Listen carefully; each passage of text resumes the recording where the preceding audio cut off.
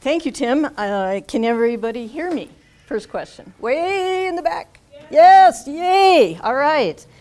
First of all, thank you very much for welcoming us to speak with you. It's very exciting and very pleased. I know a few of you in the audience, so therefore I'm going to bite my nails and be nervous and twitch a little. So the title of my portion of this talk is that it takes a village. It takes a village seeking transportation solutions.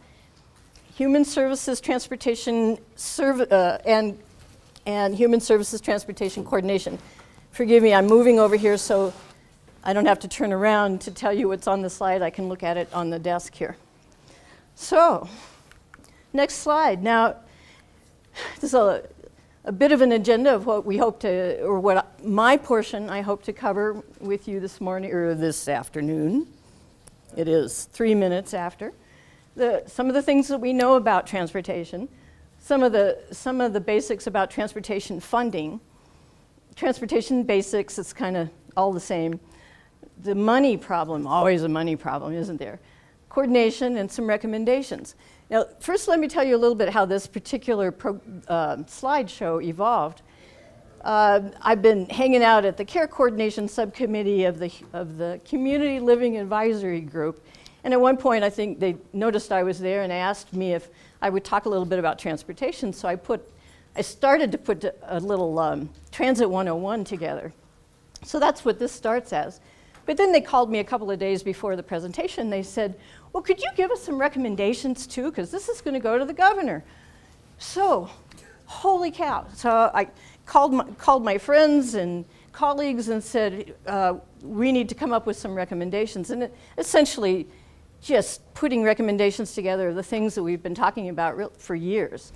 So this is also recommendations that toward the end of all the slides. We're first going to do a little Transit 101 so we can have a sense that we're all talking about the same thing. Because when I talk about transportation, it might be different than what you think of when you think of transportation.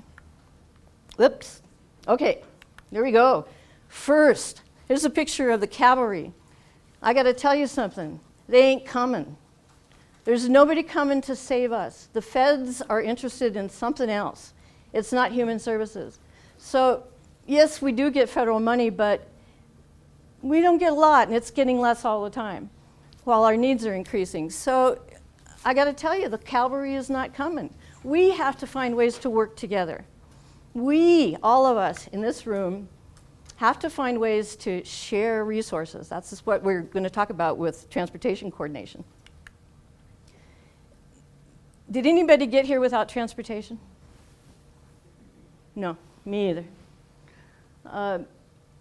We need it's the most basic thing we have in society, just about, is transportation. It gets our goods and services here. It allows us to go shopping. It allows us to go to church. It allows us to go where we need to go, including the doctor and the pharmacy and all the things that make life worth living are based on our ability to get there, to enjoy them. So mobility is livability. So some of the things that we know. We know that the need for transportation is increasing. Population's increasing. More people are getting older. I'm one of them. Generally, every population subgroup is increasing. There are more needs for transportation. We know that again, demand exceeds supply, so as we need more transportation, the transportation that's available is less in comparison. And it's going to continue to be that way. Public funding, and I kind of said this a few minutes ago, public funding is going to other places, not transportation and not human services transportation.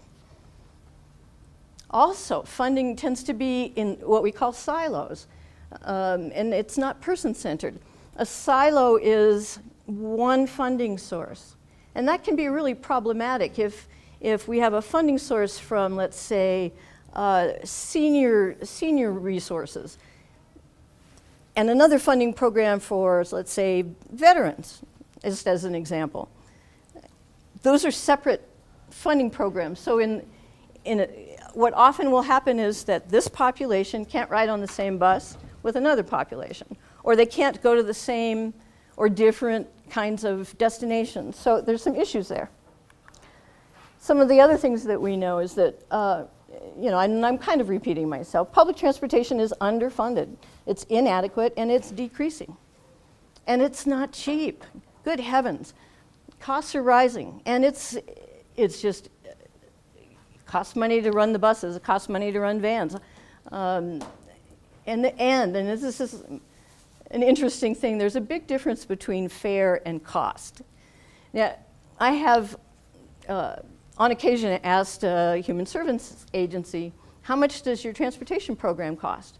$2 or $4. Or it's free, it's a donation, or it's donation-based. Well, that's the fare. The fare hasn't come anywhere near the cost of the transportation. So that's something we need to talk about and work on. A couple other things that we know to add to our list of know-it-alls. Not everybody can be the funder of last resort, and essentially what that means is you may have transportation. Some of your transportation needs are subsidized, and some of those subsidizing agencies think, oh, well, DOT, the Department of Transportation, or somebody else will pick up the rest of those costs. There always has to be, somebody else will pick it up, will pay for it, and it doesn't work that way. And it's complicated. Transportation is complicated. And you wouldn't think so, but it really is. There's lots of factors and variables, agencies, and policies, and rules, and regulations, and tradition. We've always done it this way. Anybody ever heard that? We've always done it that way? Yeah. I've worked for state agencies most of my adult life, and it's the mantra as well, but we've always done it that way. I don't fit in those environments very well. Now, this is almost a scary slide. It shows us that there are about 80 federal programs that fund transportation. And of those programs, there's some 44,000 individual programs that provide transportation, or subsidize transportation in one way or another. So the slide is these lines going here and there, and this agency and this funder and that funder, and local government and federal agencies and grants. It's just it's a complicated spaghetti mess. But about 10 years ago, really as part of a Deficit Reduction Act, and I think that's important to keep in mind, as part of a Deficit Reduction Act in Washington, the brains back there said, oh my gosh, we're spending all this money on transportation. I bet there's a way that we could do something about that. There's probably overlap and duplication. Well, surprise, surprise. Of course there's overlap and duplication. So there was an executive order about 10 years ago saying all these agencies need to get together and figure out ways to coordinate, to save money, to share resources. It says here, the Executive Order on Human Services Transportation, number 13330, in case you want to know, in 2004 that directed 11 federal departments and agencies, this was getting started, to work together to ensure that transportation services are seamless, comprehensive, and accessible. So before we get any further, I want to make sure that we're on the same, I really hate this cliche, we're on the same page. It's like we're thinking in or out of the box, or anyway, so make sure we're talking about the same thing.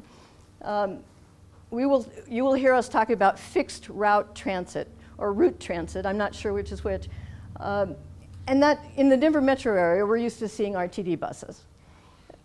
Colorado Springs, we might see Mountain Metro. In Grand Junction, we might see Grand Valley. And there's a few of these transportation agencies around the state that provide fixed route. And what that means is there's a fixed schedule going along a fixed route. Pretty easy to get that. Most of, these buses are not going to go off to pick you up a block away. You have to get to that fixed route.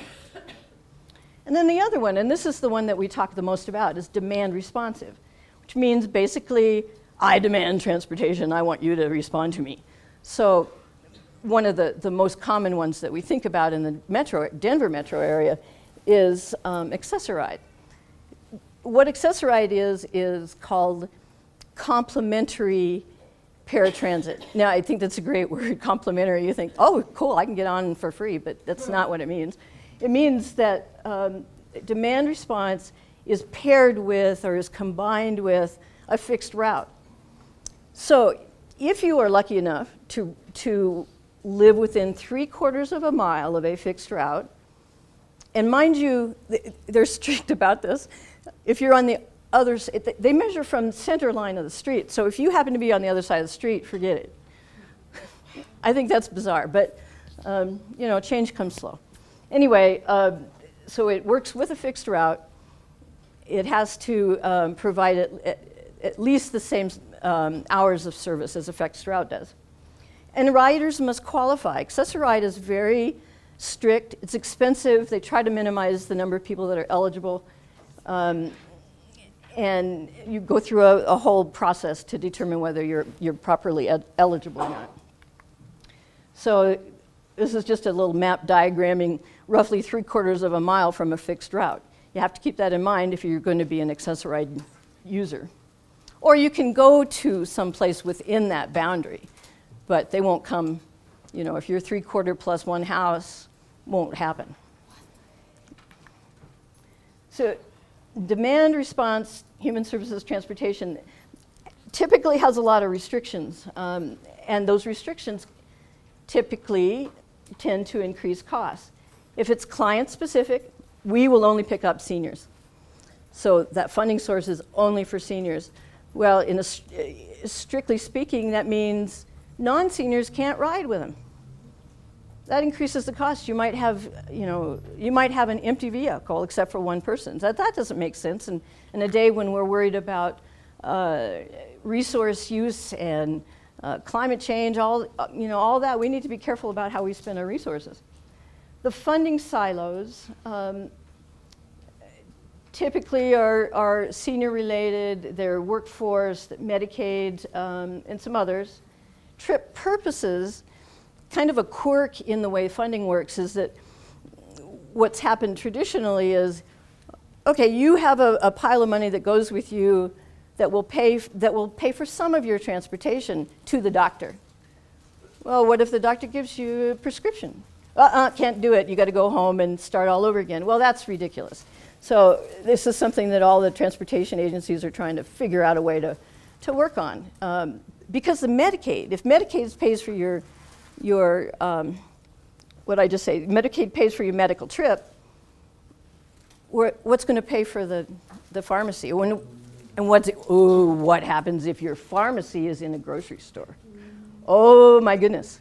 What do we do then? You might want some milk.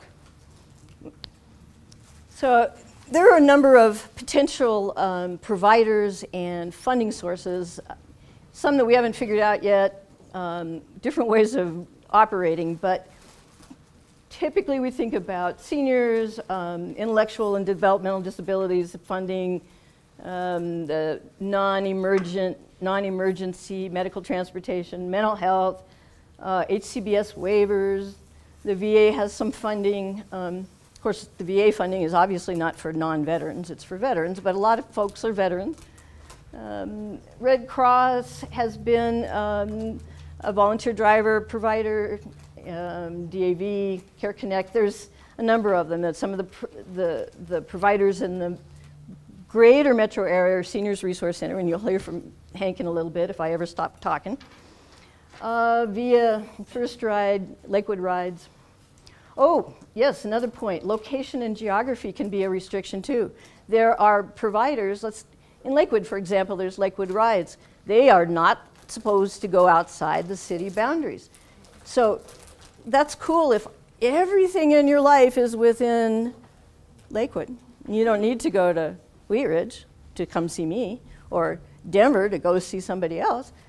And in the metro area, there has been a problem of cross-county travel. Because, Broomfield, for example. Broomfield, they'll take you where they can in Broomfield, but right outside the city and county boundaries is a grocery store. Sorry, we can't get you there. So these are issues we need to work on. There's also regional transportation services, and that is the bigger world outside the metro area. So things like, the things that will come to mind most often are Greyhound, those kinds of services. But there's others. There's the ski shuttles. There's the Super Shuttle, Alpine Taxi, a whole variety of different providers that are either private for-profit providers. Some are publicly subsidized. RTD has some regional routes, but they're in the greater metro area, Denver metro area. RAFTA, the Roaring Fork, Transportation Authority, and Ecotransit, the Eagle County.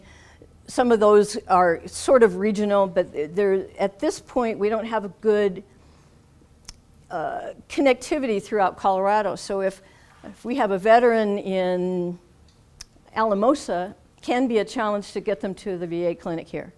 If we have someone, Oak Creek wants to come to the metro area for whatever reason, there's some logistical issues and we may not be able to do that. But our goal, broadly speaking, is connectivity statewide. So the problem with demand response is it's expensive. You got to run the bus, operating costs. You got to pay the driver. Even if it's a volunteer driver, there are cost issues. But typically, we pay drivers. They're making a living. Wages and benefits. You got to put fuel in the vehicle. You got to feed it brake fluid and steering fluid, all that kind of stuff. You have to maintain it. You got to pay for insurance. You got to administer the program. All those are operating costs.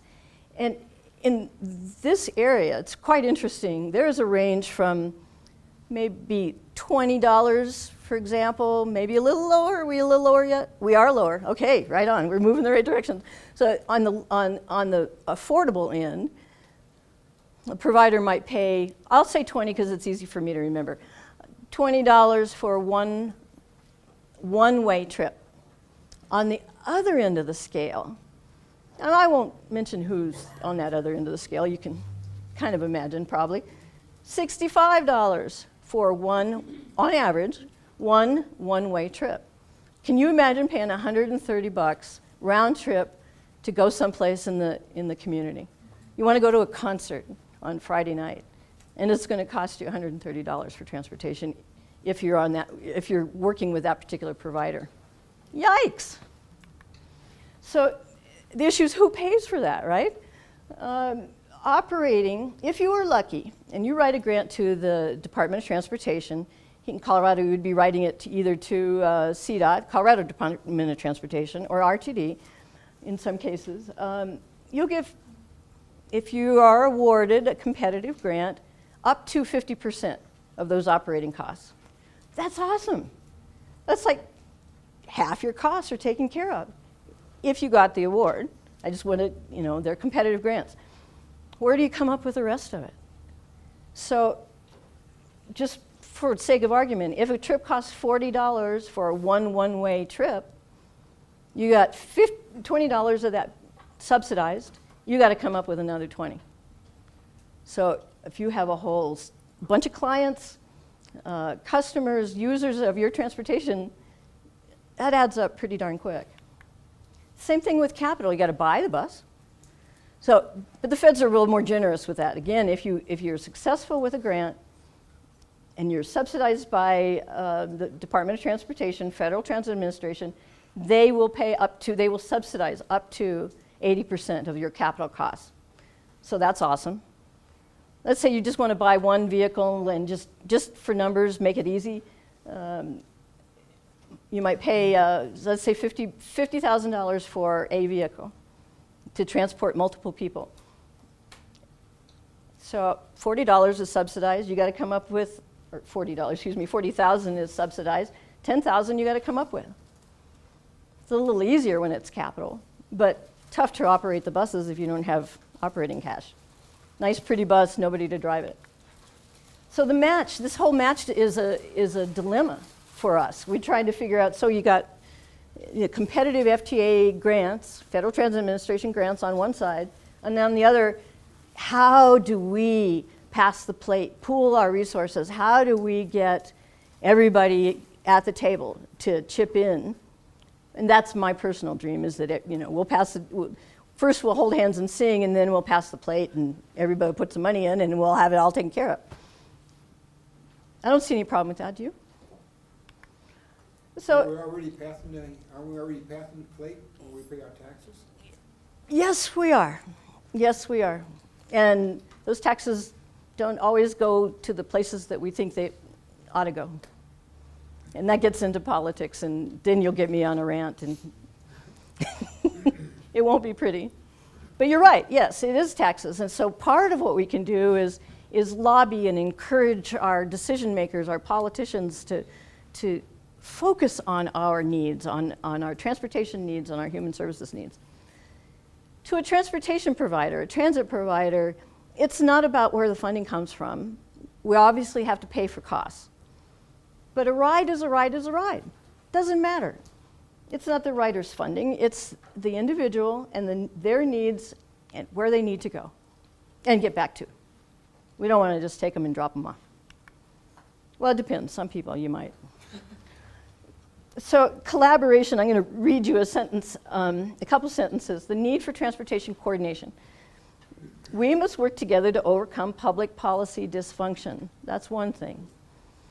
Because unless you're involved with this stuff, you don't realize how difficult it is or how complicated it is.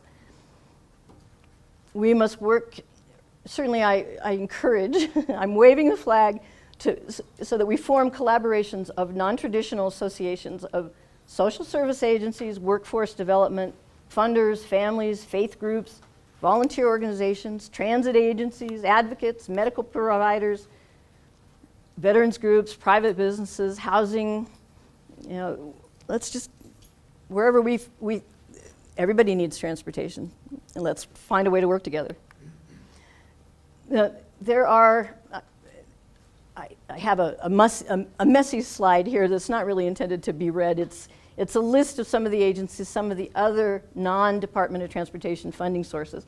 There's some money in agriculture and education, in health and human services, housing and urban development, interior, justice, labor, veterans affairs, Social Security Administration. All of these agencies have some piece of the transportation puzzle. The grants that we usually talk about, the FTA grants, the first ones I'm listing here is Section 5303, 04, 07, 08 are other kinds of grants. One's a metropolitan transportation planning, statewide transportation planning, urbanized area formula grants, clean fuels grant program, and then we turn the page. The ones that I, in my career, have talked the most about has been Section 5310, formula grants for special needs of elderly individuals and individuals with disabilities. And Section 5311 is rural transportation, which I've spent most of my time working on in the past, until the last couple of years. And there's some planning grants and capital investment grants. There is some stuff out there.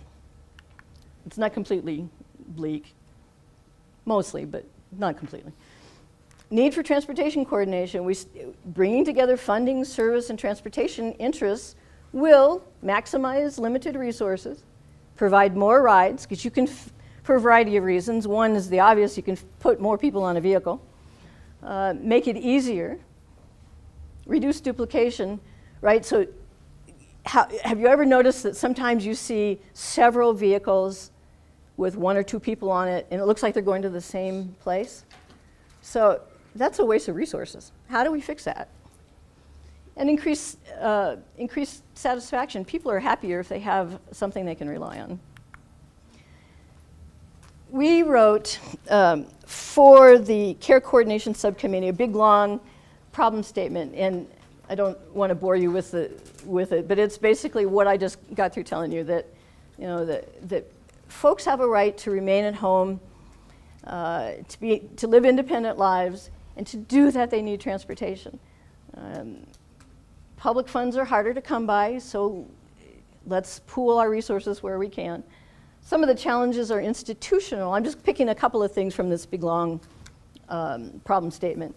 they're institutional, not regulatory, right? So we've always done it that way. But it says here, or I heard it said that we can't do blah, blah, blah, and oftentimes it's not true. It's tradition. In bottom line, transportation coordination enables providers to use multiple funding streams, increase operational efficiency, maximize resources available to individuals, providing them with flexibility and options that help keep them independent and mobile. So it sounds a little bureaucratic because we're all bureaucrats and that's the way we write. But we're really trying to do good here. So our first recommendation to the Care Coordination Subcommittee is the big umbrella recommendation, is support the development of a coordinated system of transportation in the region. Engage with state, local, and regional coordinating councils. Hank's going to talk a little bit about what those are. I don't know what this would look like in real life, but we've suggested that we should give preferential treatment to those agencies that work hard to coordinate services and increase efficiencies. So it shouldn't. We should find a way to I'll say reward. I don't know what that means, but reward the agencies that really do try to do that and succeed versus the ones that are paying $65 for a one-way trip. Got to be a way. More of the same recommendation. Facilitate connections between providers and users, between transportation providers and users. We have meetings all over the state. Oftentimes, the human service agency people don't come to those meetings, so we have transportation people talking to each other. So we need to get around the table, hopefully the same table, and include policymakers and funders with that. Support simplification. This is recommendation number 2. Work with other agencies to simplify and consolidate reporting requirements. I have heard, and I bet many of you have too, or even experienced the nightmare of paperwork from, I have this service, I have this set of papers to fill out, I'm also serving this clientele, and I have this set of papers, and boy, it gets really complicated because all these programs were developed independently and not thought of simultaneously, or not, in some cases, were not all of the appropriate interests were not included at the table, excuse me. And also this might be in another, I'll wait before I say that because it may be in another slide. Support simplification continued, work to remove overly restrictive and conflicting state agency requirements around funding and service eligibility. For example, why can't we share vehicles or share the use of those vehicles, share the maintenance of those vehicles? Anytime we start talking about sharing, we're reducing costs. Encourage other resource sharing and activities like driver sharing or driver safety or customer sensitivity training. Cooperating on liability insurance maybe, scheduling and dispatch systems, voucher systems. They're just some ideas that we're throwing up. Remove barriers that prohibit mixing of population, funding sources, and trip purposes. It's crazy to not be able to go multiple places on one vehicle, if that's what you need to do. It boggles my mind. It's complicated from the provider standpoint because, okay, Mary has this piece of funding for medical transportation. Does she have a piece of funding that'll allow her to go to the grocery store? Does she have a piece of funding? So there's all these things we have to work out. Continued working on our list of working to remove overly restrictive requirements. Other thoughts, working with other agencies to create a unified cost accounting process and reporting requirement. This is pretty darn important because I might account for how I spend my money as a transportation provider differently than you. So we may not be counting overhead the same way. We may not be counting insurance the same way. We may not be counting a whole variety of factors that go into operating the vehicles. So when I ask, how much does your transportation service cost, and it's $4, well, we know there's a whole bunch of other things that really go into that. And the way this agency accounts for it is often different than with the way the another agency does it. So this actually got some good head nods from the care coordination subcommittee that said, oh yes, we can do that. Yeah, that makes sense. So this would help tremendously so that we can all talk same language, same expenses, we all are on the same table, or on the same, no, it's not the same page. We're on the same page. We suggest working with state and federal agencies to recognize, this is kind of redundant, to recognize the real true cost of transportation and come up with strategies for addressing reimbursement rates. You know, there's never enough, the Medicaid reimbursement for transportation is pretty darn sad, and what little it is often an income supplement for someone. So lots of issues to work out. And we suggest developing state agency mechanisms to allow for cost sharing and joint funding where they don't exist. So let's look for ways to share costs. Training is a good example. So if you provide driver training, why can't more providers have that training with you? Simple way to think about it. In some cases, a provider might have their maintenance paid for by a county. So there's some collaborative things going on there. Recommendation number 3, support innovation in transportation operations. For example, work with CDOT and other state agencies to identify potential cost savings through pool operations. In other words, can we pool our purchases for fuel or insurance or vehicles or grant writing or safety programs or training about different kinds of things that we might all share. Can we identify potential cost savings through technology, such as scheduling software or accounting software, asset management software, fuel systems, mobile data technology? There is some really quite amazing technology now that if Mary has 3 or 4 different funding sources, can all be in the computer, and so the provider, and I'm being very simplistic about this, but so the provider knows that the first leg of that journey is paid for from source A, and the second is source B, and they can do all that on computer. It's amazing. Supporting innovation through the use of technology to enhance customer service. Communication tools, like for example, supporting the development of communication tools and social media, targeted texting. Don't forget that you have a ride scheduled for tomorrow morning at 9 o'clock. Pretty nice to have that service provided to you to remind you that, yep, you remember you reserved that 3 weeks ago? We're calling to remind you and we'll be there. Or we'll be there in half an hour. Good to know. Support the development and use of one-call, one-click services and no wrong door policies. Basically, the idea is that you pick up the phone or the computer or whatever, and that one place that you contact can get you the information that you need. These are things that we're working on statewide. Work with other organizations that are moving forward on these kinds of concepts. And work to, another thought is to work to integrate human service operations and transportation operations, such as coordination of 511 and 211. 211 is the United Way service, and they're doing some transportation. 511 is a CDOT trip planner, but I just think there's opportunities there that we can look at. Support innovation continuing, so support the use of technology to promote efficiency and productivity. Work toward a vision of a single universal transportation pass for all service modes. Wouldn't that be cool?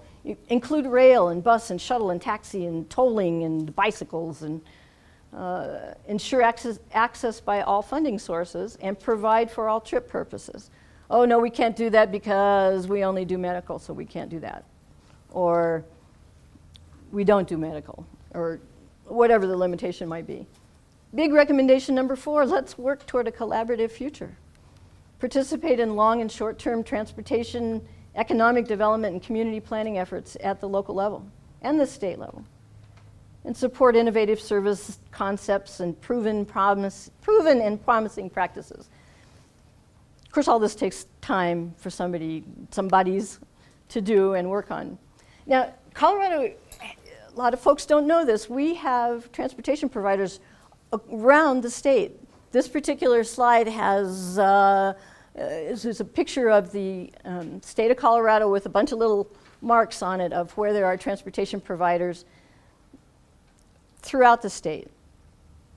And these are good places to start with what you may be doing outside of the metro area. There's a bunch. I don't know how many, but it's like, what, do you know that number, 60-something? 64 transportation providers around the state. Wow, isn't that the number of counties we have? Isn't that? Yeah. Wow. Some of the references that I used for this, the statewide inner city and regional bus study, driving economies, a strategic plan, none of that really is important. Slide with a whole ton of text that just tells the story about one of the transportation providers in Colorado, in northeastern Colorado, that has done amazing work in this very thing of coordinating transportation and funders and people and across a 6-county region. But I'm not going to read it to you, but it is here. Transit is accessible. According to the Census Bureau, by 2025, which is creeping up on us, 20% of Americans over 65 will be unable to drive. Transit's their best option. And that's true for a lot of populations. And it's affordable. And according to the American Public Transportation Association, households who use public transportation save an average of $9,900 a year. Wow. Compared to an equivalent household with 2 cars and no access to public transportation. So it's a good thing. And this final slide is me sitting on a great big old blue Harley-Davidson motorcycle. Went on a cross-country trip last year, and it's just kind of fun to show off my bike. Here's my contact information, and for those of you who can't see that, we will get that to you. Any thoughts, questions? Was that useful, interesting, horrible? I have a question. Yes, ma'am. Have they thought about, because I don't know if it's through Dr. Mack, they have like this huge catalog of all different transportation options, and I work for the Audio Information Network out in Boulder. We read newspapers and stuff to, the people who have print disabilities. And one of the things that we publish on our IOD, which is Information on Demand, is the Dr. Mack Getting there guide. Transportation Guide. Oh, am I getting 2 steps ahead of you? No, I'm sorry. I was rude to me. Forgive me. I'm sorry. All right. But my one question to that, because I've taken a listen to it as a person who uses Access-a-Ride and who uses the trains and buses and everything except the car. And I am getting, why don't some of these people actually, there's some services who say, oh, you can only be 60. And I know you talked about that a little earlier. Well, if they want to save energy and quit creating such a stinking carbon footprint in our environment, maybe they want to let some of us with disabilities ride. Absolutely. I am getting tired of all these options. I've looked in for doctor's appointments, and, oh no, you have to be sick. I'm not 60. Yep. No, I've got a hell of a life to go before I even hit that. So why don't you just let me let me ride? I mean, I am broke, low income, and I'm not trying to say give me every little thing, but transportation, God. It's huge. Yes, I couldn't agree with you more. They've really got it, yeah. Yep. My advice is open up. Yep. Yeah, couldn't agree more. Gentleman in the back. Yeah, I'm curious if any thought has been made to put any kind of pressure on all the municipalities in the wintertime to enforce snow removal. Thank you. Thank you. Because Excuse as me. that population grows in the elderly sector and the disability population, after a typical snow, myself and so many people I know, if it's an average snow in Colorado, I cannot get to the bus Nope. for 5 to 7 days Nope. after the snow stops. It's crazy. Yeah. The Sidewalks. municipalities that I know of will not enforce the rules unless somebody complains. We should, I know that is, yeah. Deputize half the city. Yeah. With cell phones, if you take a picture and send it to this website, so-and-so will get get a fine. It's absolutely critical, and we need to look at ways to address that. May I add How's that something for a also? sidestep? Yes, Sorry. of course. Excuse me, I didn't mean to interrupt you back there. And I agree. I mean, for God's sakes, our sidewalk by my apartment building, I live like a block away from our light rail station. And I've had to call the city, the 211 number, and tell them, get their butts out there. I've gotten lost on frickin' sidewalk I travel on every day when there's snow. And that's just unacceptable, because someone's gonna get a lawsuit when somebody falls, busts their leg. I don't care if you have a disability or not. Yeah, You know, I'm just, Denver is terrible at shoveling. yep, yep. You're absolutely right. Yes, sir. One of the issues that I have is that I live in Brighton, and on the weekends, I cannot go anywhere without inconveniencing someone else. No accessory right at all in Brighton. The other thing I've been thinking about since I've been here is that, you know, we talk about the politics of it, but there are no politicians here. Yeah, really. I mean, I think we should have somebody, either the politicians themselves coming, or maybe a representative from their office here to relay some of the information back to them.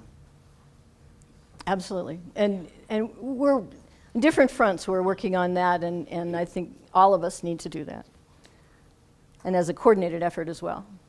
But my main issue is transportation in Brighton. in Brighton. You know, in Colorado, the property laws are, you have a right to ingress and egress, and I can't move in Brighton on the weekend at all. That's, yeah, that's terrible. And very frustrating, I'm sure. All right, well, thank you very much. I'm going to turn the floor over. Well, I'm not really going to turn the floor over. I'm going to turn the microphone over to Hank Broxman with Seniors Resource Center, who is just one of the most fabulous people I've ever met. Very knowledgeable. He is a transportation provider for Seniors Resource Center, and this is just one of my heroes. And I'm going to plug his thing in here, or try to. I know a few of you in the room. Known Sylvia for a number of years, and as she said, I've been involved in transportation for quite a while. I don't know that I know everything. I know a lot to get in trouble a lot of times. But I'm going to probably repeat a lot of what she's already told you, just in kind of a different format, because I'm actually a transportation provider. I run the Seniors Resource Center urban transportation system, which is focused primarily on the elderly. So how do folks get around that can't drive? I'm going to read these slides for the benefit of the people up front here. A choice transit user and a transit dependent person have different needs and different choices. Denver Metro, there are some options. Each is slightly different. What sets them apart? So a choice transit user is somebody who maybe can get to light rail, get to the bus stop, get dropped off by someone driving a car, take their bicycle, or walk there. A transit-dependent person has no option other than to use public transportation or community transportation. What do I gotta do? Oh, the right. Got it. So as Sylvia mentioned earlier, RTD, and we all pay taxes in this metro area. RTD runs on taxes, and it's the biggest provider out there. There's a slide showing their fixed route, which Sylvia had explained. It means you've got to go to a bus stop. A bus gets there at preset times, runs whatever the headways are. They're more frequent during commuter. Denver actually, RTD has actually built a commuter system. It's not really neighborhood friendly. The other slide shows one of their accessorized vehicles, and they have 3 contractors right now providing accessorized transportation. And Sylvia got a little into the need to fit in their eligibility criteria. They're able to charge double what they charge for a local fare. And you don't have to live within the 3/4 mile boundary.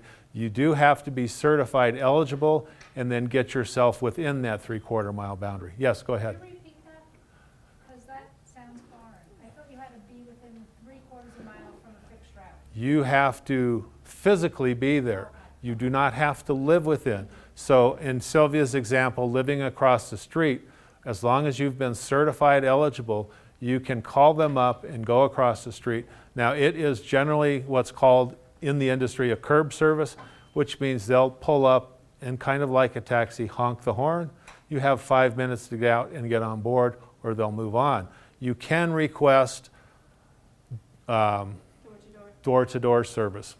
Whether that's assisted or not really is dependent on the driver. So, Can I point out something? Sure. Excuse me for interrupting. No. It has to be assisted. I will complain if it's not, believe me, anybody tell me. Because every time there is a driver, and there has been times where they'll just sit there, and I will call Accessor right up, file a complaint with their dispatch and say, look, I have a disability, I told them door to door, they better get their butt inside. And I'm not afraid to complain anytime that happens. So you guys just, if you ever do have a problem, call dispatch and let them know, file a complaint. and I will validate that because part of what I do where I work is report accessoride issues. They're very good at responding to them, particularly if you know the time of day, your address, or the bus number. They can drill down and find out who the driver was. So they will listen to complaints.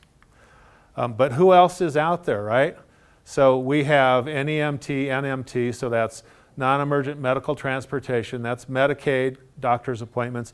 NMT is waiver program, so it would be things like HCBS, and those folks can get transportation for things other than just doctors.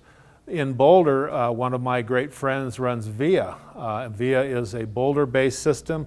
It's fairly large. They do a lot of contract work for RTD. I'll have a slide coming up that'll show a little bit of that. In Denver and Arapahoe County, as a community provider, is First Ride, and they rely only on Older Americans Act funds. Then, yay me, I'm SRC, and I run in Jefferson County and in Adams County.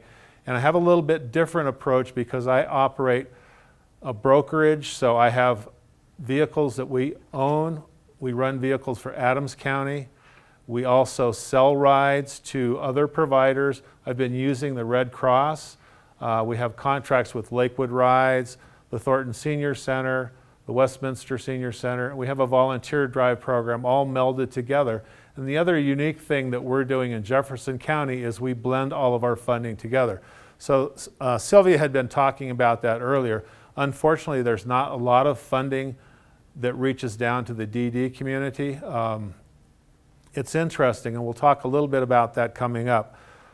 Most of my funding is focused on the 60-plus population. However, in Adams County, we will provide transportation to people under the age of 60 if they have a mobility impairment. So that usually means they use a cane walker or wheelchair. We can help them out. We also in Douglas County have a network of providers. Easy Rides is up in Broomfield. They're fairly insular, operating almost exclusively in Broomfield. InnovAge is in the area. They're the PACE provider. So the PACE program, you assign your benefits to the PACE provider, and they take care of your needs. They have shown up in this year's Getting There guide, so they're another option. Then, of course, you have taxis and private providers. You have volunteer programs, and I did hand out a Getting There guide. So, Do you have any in Braille? I do not have any in Braille. I do work for the Colorado Talking Book Library. I'm going to see if we can get some done in Braille. So that would be a real coup if that would happen. But I brought with me today the brand new 2014 Getting There guide, which is produced by the Dr. Mac, Denver Regional Mobility and Access Council, and I'll explain a little bit more in detail who they are. But this guide is produced about twice a year in English and in Spanish. You can call the number on the first page, 303-243-3113, and talk to the Transit Information and Assistance Center. Could you repeat that again? I will repeat that number, 303-243-3113. And you can talk to Carol. She's the technician who will help a person go through the guide. Also, they have a website called the Transit Options that you can go to, and plug in basic information, and it will give you different options for who could possibly provide transportation. Sorry, it's 303 is what you got. What's the number? 303 Okay. 243 3113. Okay. Got it? Yeah. Moving on. Okay. So also this year they put on the inside cover a little map which shows all the different counties that are in the DRCOG region. You open it up and it starts talking about what we've talked about, the fixed route. Then it goes a little further with some planning tools online. And then you get into what I call community transportation providers. So A-Lift, Easy Ride, all those ones I just listed. It tells you who the service is available for, where they operate, how much the cost is, whether they can handle wheelchairs, the hours of service, all that kind of information is available in this guide. It's a really great tool. If you need more, I have a few, feel free to take them. We print probably 10,000 every 6 months, so we've got plenty to hand around.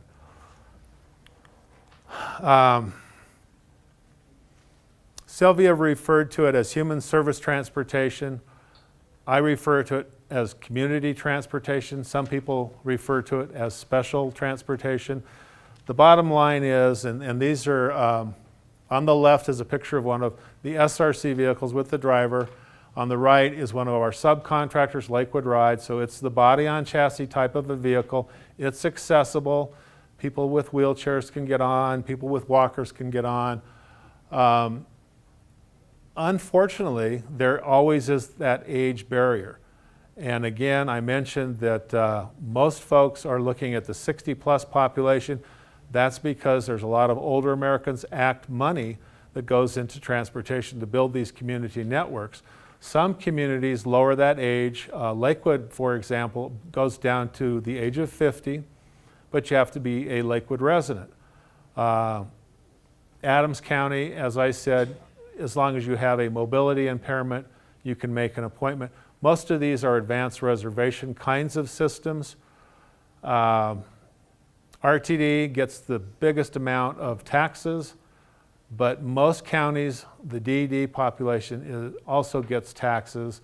In Jefferson County, DDRC, the Developmental Disabilities Resource Center, does not use any of their money for what I would call community transit. They use it for group homes, so they have vehicles in the group homes. Unfortunately, they're tied directly to the group home. They actually contact me for medical appointments whenever possible. It's just interesting that it's one of those funding silos Sylvia was talking about. They have money for transportation. They've chosen to use it in one fashion rather than another fashion, but they're just trying to do what they think is best. VIA up in Boulder does a lot more than I do, and they're great as well. They are a transportation-only network. SRC is a multi-program agency, so transportation is just one of the programs. Boulder contracts with RTD to bring in money to help support their core mission, which is providing transportation to anybody within that Boulder area. They do have a small fee for transportation. They run call-in rides and Access-a-Ride for RTD. They run the HOP, which is the little fixed route shuttle within Boulder.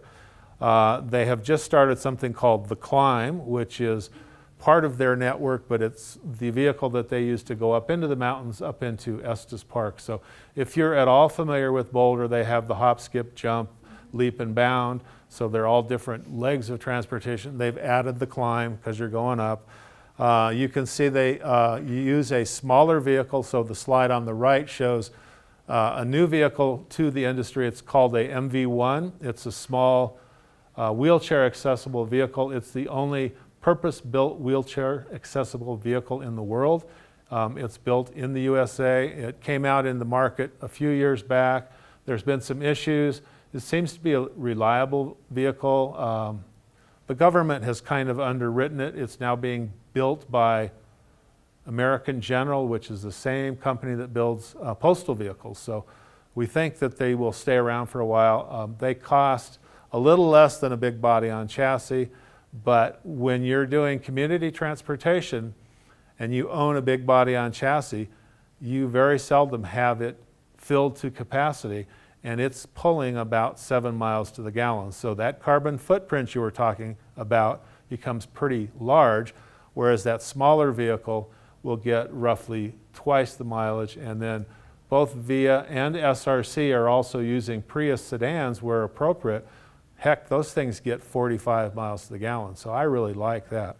I put 4 into the SRC fleet, took some of the larger vehicles off the road, and in 1 year saved $60,000 in fuel. So it's pretty impressive what kind of change you can implement just by a little creative thinking. So I talked a little bit about this, who's paying for what. Taxes are paying for RTD, your taxes, my taxes.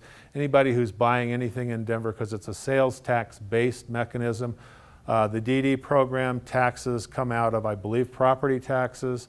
And again, some of those don't necessarily funnel down to actual transportation. Older Americans Act funding through Title III is the big primary funder for almost all the community transportation providers in the Denver area. Sylvia had talked to you about you get 80% for vehicles, 20% match. For operations, you might get 50% match. Older Americans Act funding is a little better. It's 90%, 10% match, but you still have to come up with the match money. And in Jefferson County, we're very fortunate that almost all the municipalities and the commissioners all put money into the pot. So again, it's all about putting money into the pot, blending it all together, and just getting the rides out there, because that's the important thing. So Sylvia had talked about the CDOT formula funds. VA is very insular as well if they only take care of themselves, right? And they don't think anybody else can. But I know from experience that on our system we have a lot of veterans who ride.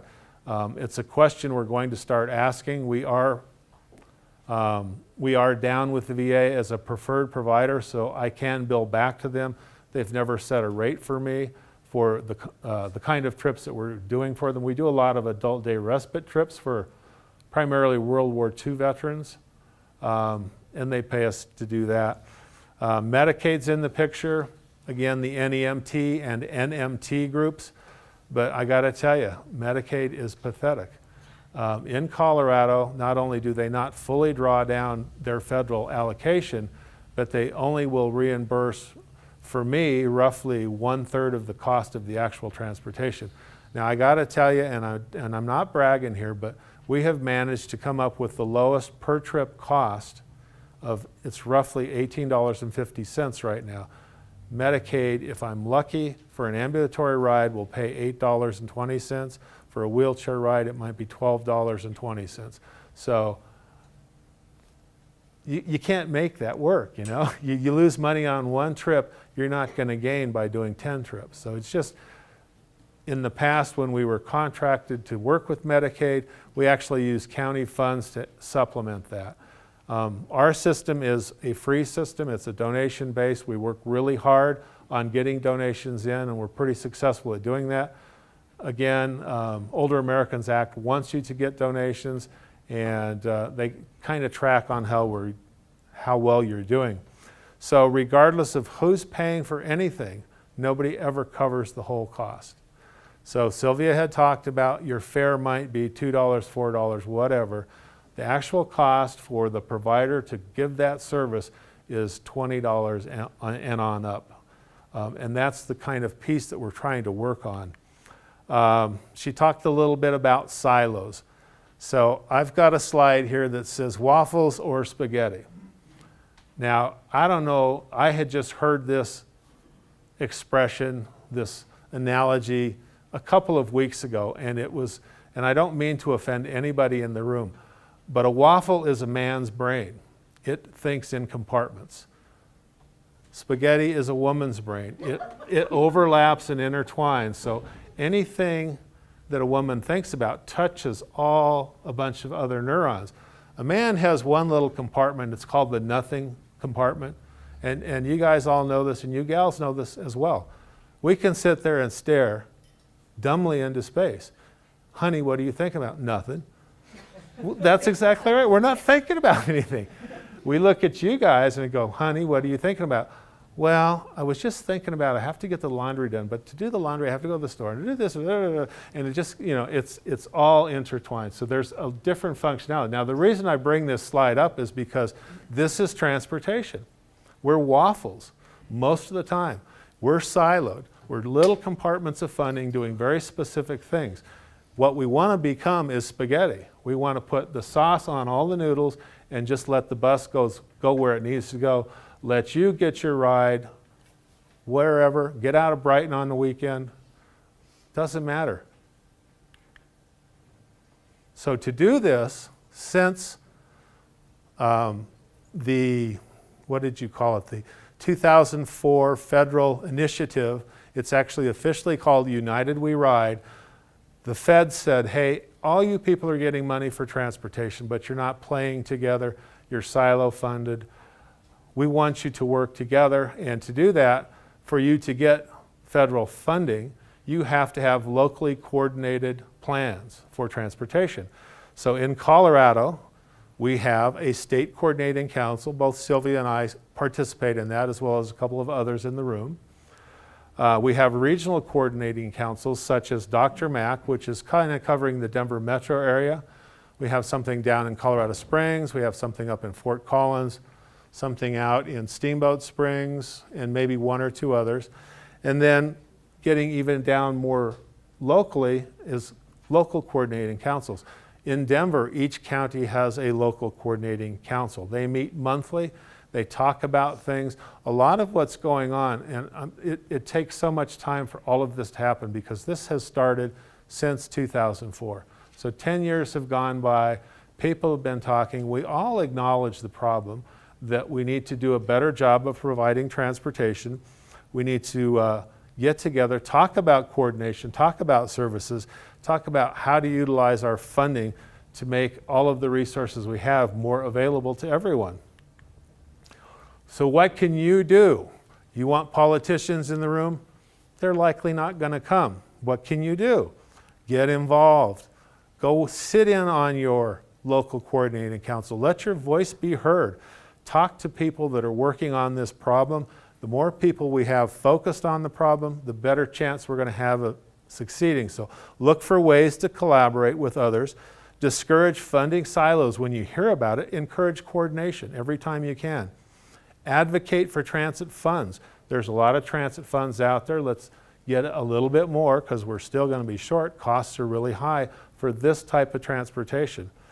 Help those who don't have a choice find a way that they can get around so they can live their lives better.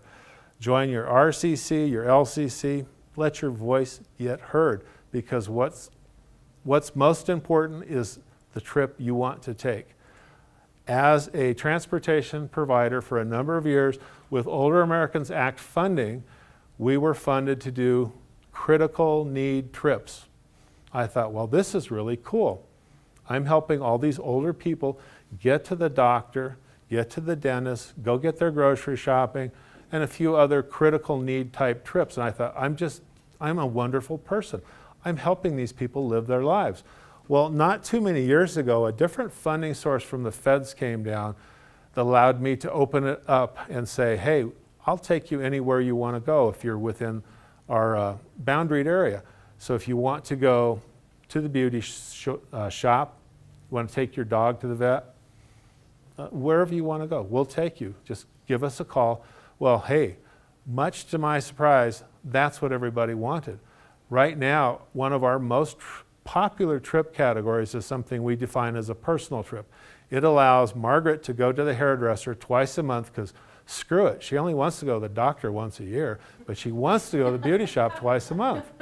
And she looks good, she feels good, she's going to be healthier. We had a gentleman who was 83 years old and he had a bucket list, and on his bucket list was learning to play the bongos. He found a place that would teach him bongos. We took him there. He was happy. We're happy because we're giving him the ride that's important to him. So when you look at it all, it just makes sense. There's a need out there. There's limited funding. There does seem to be excess capacity. So can we afford not to do this? We have to work together. We have to get everybody to understand funding silos don't work. Push the money together, get a network of providers together, and get those trips out there. Even with as much money as I bring in, and I run about a $1.5 million operation, annual operation, I can't do it all. I can do Monday through Friday. We're playing a little bit on Saturdays right now. One of our biggest trip requests is Sundays. People want to go to religious services. Well, personally, I think the church ought to help them out. I know my church does, but that's not true for everybody. And that's an important trip for a lot of people. If I could operate 7 days a week, even an 8-hour a day, I could get a lot done. If I could do a 12-hour day, that'd be awesome.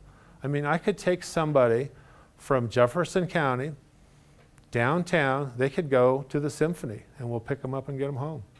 Wouldn't that be cool? I mean, we've got to work together to get that to happen. So that's it from me. Be more than happy to answer any questions, tell you lies or make stuff up.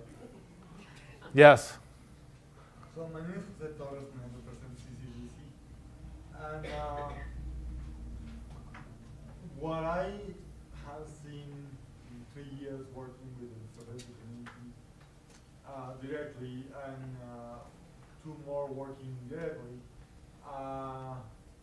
is that there are so many things that are vital to our survival as the disability community, that organizations like CCDC, organizations like Family Voices and others choose to reroute their volunteer advocates to what is more essential. What is more essential? Health, long-term care. So we have a lot of people in committees that have to do with Medicaid, with waivers, with different services that exist within Social Security, within Medicaid, within Medicare, but not a lot in transportation. Why? Because transportation, while it is a vital service, you won't die if you don't have it, first of all. Second of all, Colorado is one of the places that do have it, even if it is not perfect.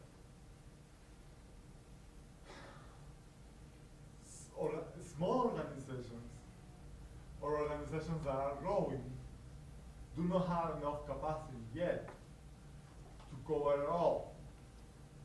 And I'm telling you from personal experience. I believe I you. wish I was 2 more people, or have 2 more days in during the week to do at least 3 or 4 more committees. I have done 16 plus 6 ad hocs throughout the state, and that's just one person. How can we encourage people? The only thing we know is that by educating them, by giving them the opportunity of free education, and I mean education from basics to generals and to more advanced. For example, CCDC runs a program for advocacy training, and we have quite a turnout every time. But from that turnout, only 50, maybe if we're lucky, only 50% of the students actually go and continue. Why? Well, several reasons. First of all, they're disabled. So they have different challenges, both medical and professional. They also have things to take care of. They are also involved already in many things. And encouraging people to get involved seems to be the main problem. Yeah, and I don't want to cut you short, but you're kind of preaching to the choir. So, and I don't want to be callous in what I'm going to say next.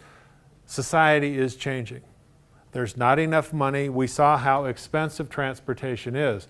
The only way society is going to change to address those very important needs for everybody, as Sylvia pointed out, to live a good life, you need to be able to go and do the things you want to do, whether you're physically able or physically challenged. So it's all a matter of trying to figure out how to allocate those money, because in today's society, people with Down syndrome are living longer lives. They used to die by the age of 50. DDRC tells me in Jefferson County they have several people over the age of 75 now. So there are medical advances that allow people with disabilities to remain active in society. We've got wars that are causing a lot of amputations. I mean, there's all kinds of fantastic medical technology going forward, allowing people to stay in their homes and live. Are they living productively? No, because they're stuck in their home. They need a way to get out, to experience life. That's my opinion. So it's up to us to challenge all of the leaders and say, hey, what about us? If you look at statistics, and I'm kind of a numbers guy, it's such a small percentage of the total population that people tend to not think about it unless it's someone in their family. Dr. Mack did a presentation for awards last year. We do it every year. We had 2 elected representatives come to speak. They both had individuals with disabilities in their family. They got the picture.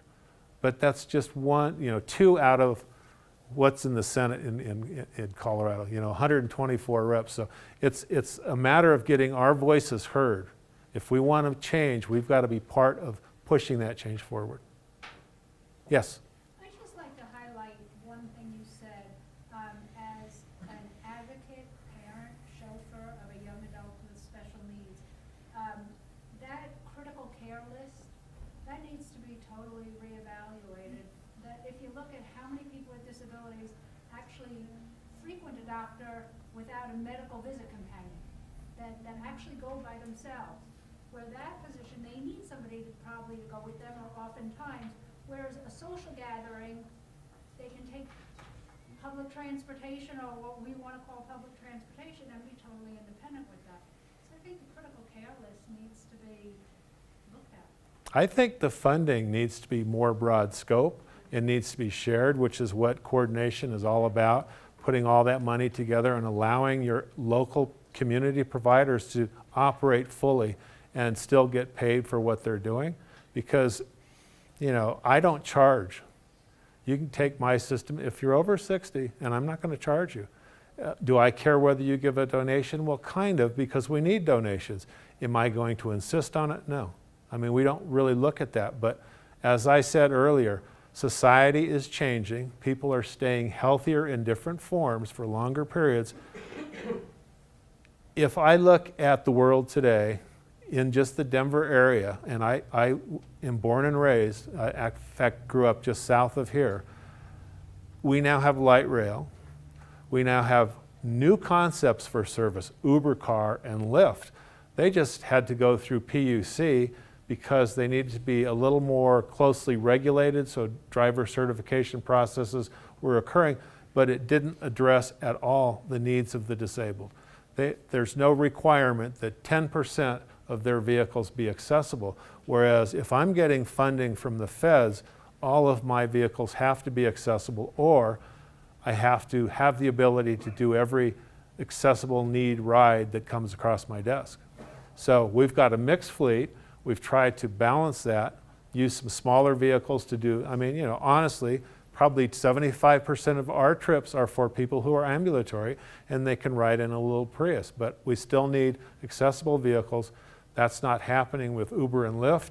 And in our taxis, those of you on Access-a-Ride who have used Access-a-Cab, the percentage of vehicles that are accessible in the taxi fleets, last I heard, was less than 10%. So it's just an interesting challenge we have as society continues to mature. Yes? 40 vehicles.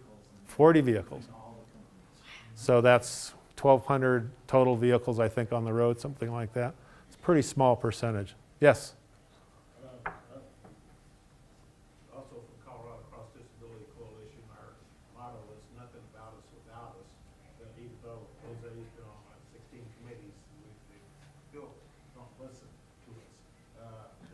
In the design of the buses, for example, they fill up baby strollers. We filed a lawsuit to people with baby strollers want access to the bus, I agree, they should have it. But they need to fight their own battles and not take over the seats that we have.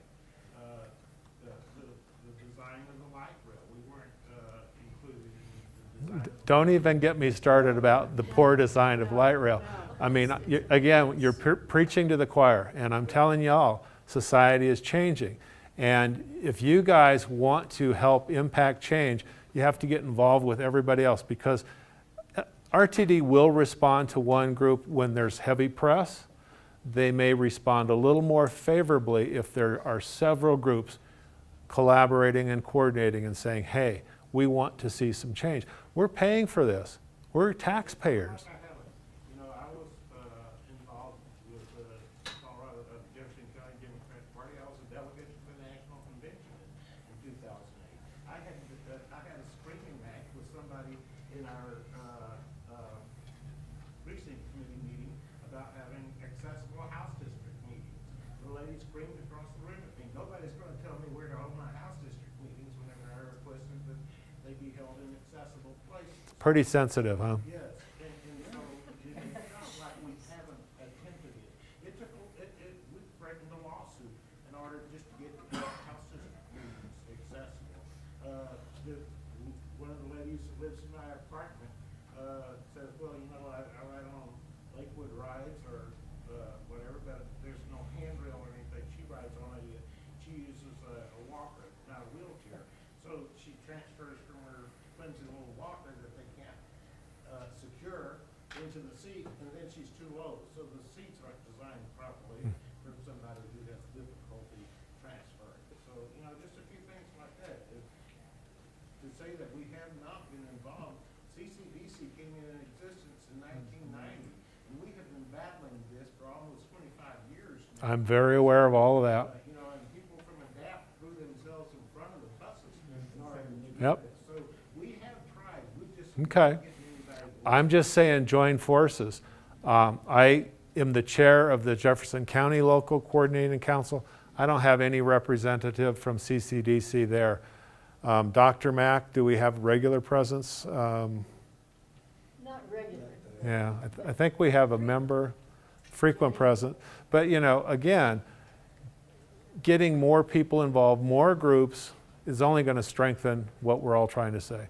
And it's all about what Sylvia and I have just talked about.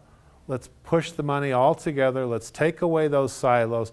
Let's allow the buses to go where the people want them to go. Let's not restrict where and when they can do things. I mean, there's going to obviously be boundaries for every district, but again, it's a numbers game.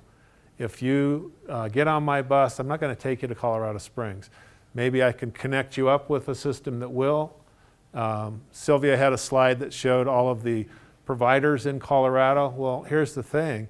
First, you got to get to that provider. Second, they got to know that you're there. And third, you got to make the arrangements. So yes, you can get to another community and maybe tap into that provider network, but can you get there from Denver in a single vehicle? Probably not. Anything else? Thank you all. Oh, wait, one more.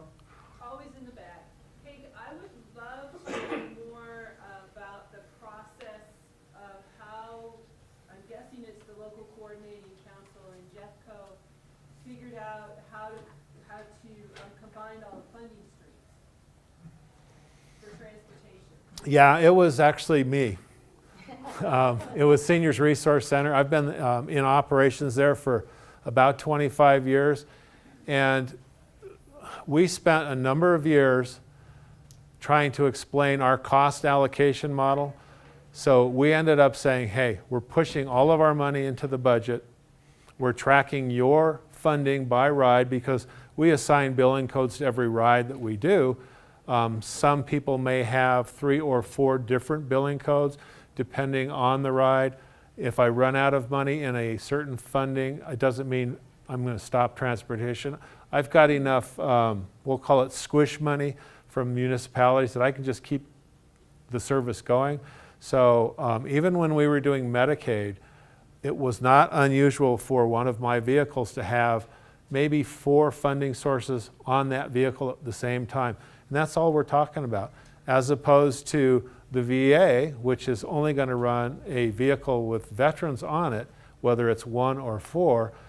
I go to the VA, not me personally, our vehicles go to the VA hospital probably at least 3 times a week, and we've got a VA client. Well, we also have an Older Americans Act client that we're dropping off at maybe St. Luke's.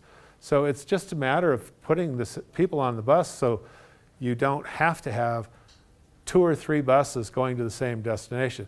Now, there is an opposite side to this whole puzzle, because we have had elderly sisters call for a medical appointment. And we say, yeah, great. What day, what time? Well, they're both the same day. They're slightly different times, and Mary is going to go that way, and Martha's going to go that way. Well, we can't even put those 2 people on the same bus. So, a lot of times our intake people will work trying to help coordinate, and so we can get more efficient schedules. Sorry to interrupt, but I don't know if he was supposed to be in the meeting here. Do you know, anybody know this? I don't know. Oh, okay. Somebody's supposed to be in a meeting here? Somebody's ride is here, I guess. I don't know. And if it's Access Rides, you better get out there. So thank you all for listening. I tend to soapbox, Sylvia does well, but we're both pretty passionate about this whole issue. It's really unfair to people not to go where they want to go. So thank you again.